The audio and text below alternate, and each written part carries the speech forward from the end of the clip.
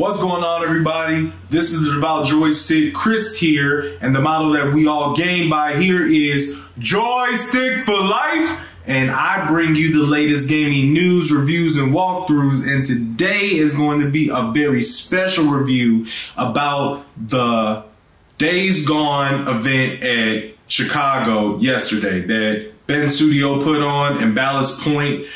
That was an amazing event, and I didn't even have enough battery life in my camera to even show my reaction after I had my first 15 minutes of gameplay. I was first in line, and they really enjoyed that we were first in line, repping Sony and Ben Studio across the board. Got some nice merch, autographed, and I got some nice drinking cups that I will be using April 26th when this game releases. Stay tuned, and I'm going to talk about what the developers really went into detail about with this game, my thoughts and expectations, and what you could possibly look out for come April 26th with Days Gone. Yo, so if you're still here, thanks for coming by. I'm about to talk to you about Days Gone event, the exhibition that Ben Studio and Sony put together for us in Chicago yesterday. 4 p.m. We was there 4 hours early. We was in there ready to go, and then we got first dibs at the demo of Days Gone.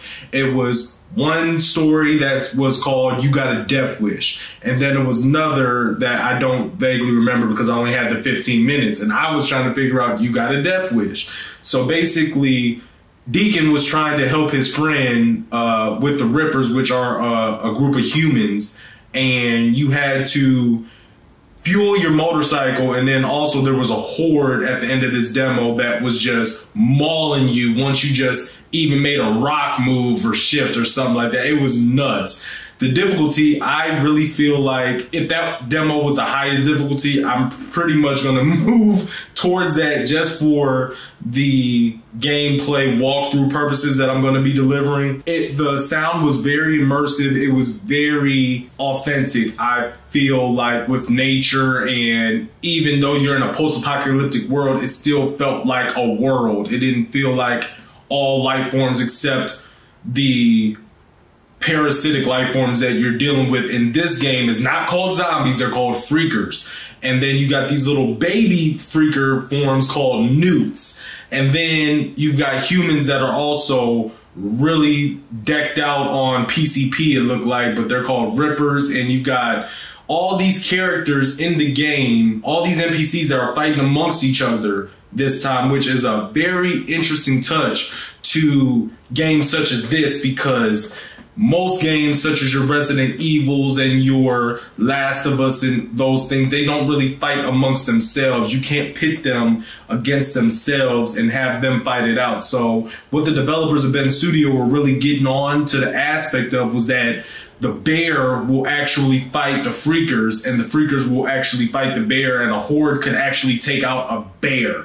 So that just blew my mind, because I'm going to try to get a bear against a horde of freakers and see who's going to actually win. And another interesting touch that Ben Studio brought was when they were doing a Q&A session, they were saying that the atmosphere and the day and the time of the day will actually change how strong the enemies are and how violent and how rabid they are. So you actually got to choose how you move and how you operate in the game. And every time you play it, it is a different experience. The name was Jim. He said that he beat it 3 times, and every time it was different.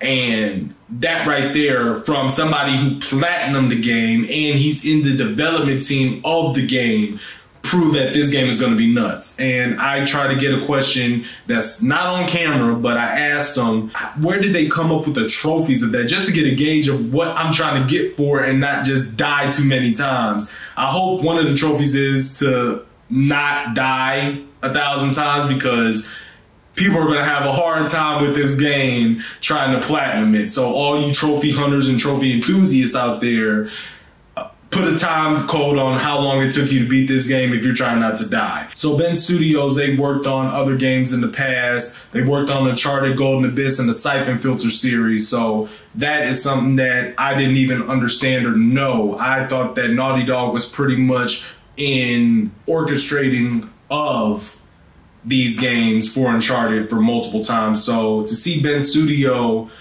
for the first time in my eyes and them speaking with them, these are some of my first development team discussions face to face. So I really do appreciate how down to earth they were and how open they were about this topic, and they're from Oregon. So when they were talking about how they came with inspiration of the game, it was from Sons of Anarchy, Walking Dead. It was from just looking at the little nuances outside of their door and outside of their studio. And they tried not to give away too many things to us so that we could still be amazed when it comes next Friday.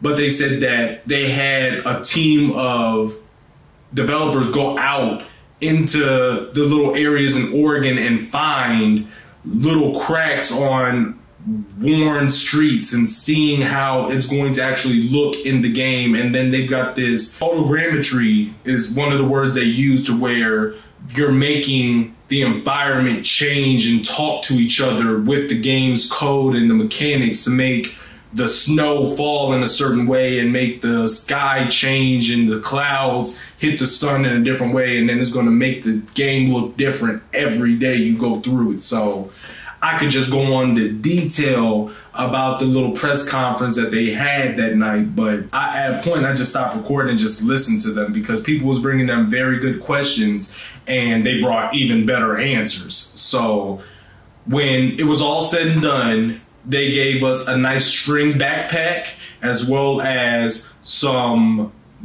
beer glasses that were really nice stained on them that represented Deacon and the Days Gone event, as well as some coasters.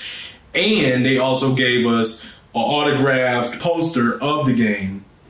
And I'm just not going to use that one. I'm going to use the other poster that's not autographed. And you guys will see some gameplay and a review after April 26th once the game actually releases. Hopefully I'm one of the first that brings it up, but according to my drill schedule, I have drill that weekend, so it's not going to be a thing, but I will have some gameplay the week after April 26th when it comes out. So I ask that you like, comment, and subscribe if you like content like this, and also comment what was your favorite part of my tour of the Days Gone event from yesterday on my previous video. I'll leave a link to that in the description as well as in the info card. That is the Devout Joystick for you guys. I will see you guys in the next video. Peace.